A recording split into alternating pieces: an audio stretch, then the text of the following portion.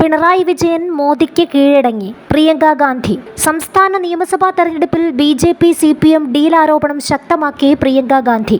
CPMനെ കടന്നാക്രമിച്ച പ്രിയങ്ക ഗാന്ധി BJPയുടെ കേരളത്തിലെ B ടീമാണ് മുഖ്യമന്ത്രി പിണറായി വിജയൻ എന്ന ആക്ഷേപവും ഉന്നയിച്ചു. ശബരിമല സ്വർണ്ണക്കൊള്ളയിൽ ഒരു ഇടതുപക്ഷ നേതാവിനെ പോലും കേന്ദ്ര ഏജൻസികൾ ചോദ്യം ചെയ്തില്ലെന്നും മോഷണത്തെക്കുറിച്ച് കേരളത്തിലെത്തിയ പ്രധാനമന്ത്രി നരേന്ദ്രമോദി ഒരക്ഷരം പോലും മിണ്ടിയിട്ടില്ലെന്നും പ്രിയങ്ക ഗാന്ധി പറഞ്ഞു. മുതലപ്പുഴയിലെയും ചിറയൻകീഴിലെയും മത്സ്യത്തൊഴിലാളികൾ പ്രതിസന്ധി നേരിടുകയാണെന്നും അവർ പറഞ്ഞു. രാഹുൽ ഗാന്ധി കേരളത്തിലെ MP ആയതിനുശേഷം കേരളത്തെക്കുറിച്ച് പലതും തന്നോട് പറഞ്ഞിട്ടുണ്ട്. അന്ന് അക്കാര്യങ്ങളെക്കുറിച്ച് വല്ലാതെ മനസ്സിലായിരുന്നില്ല.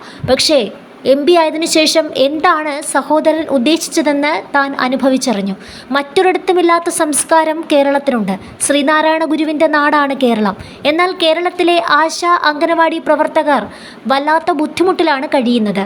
ഇടതുപക്ഷ സർക്കാരിൻ്റെ അഴിമതിയുടെ ഭാഗമായി കൊല്ലത്ത് നിർമ്മാണത്തിലിരുന്ന ദേശീയപാത തകർന്നു.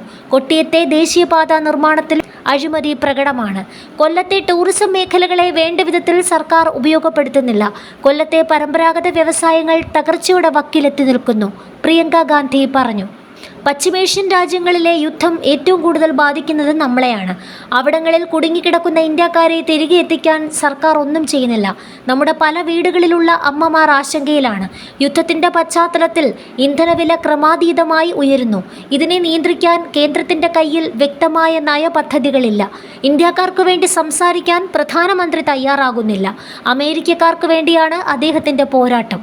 അമേരിക്കയുമായുള്ള വ്യാപാര കരാർ ഇന്ത്യയിലെ കർഷകർക്ക് വലിയ നഷ്ടമുണ്ടാക്കുമെന്നും പ്രിയങ്ക ഗാന്ധി വിമർശിച്ചു.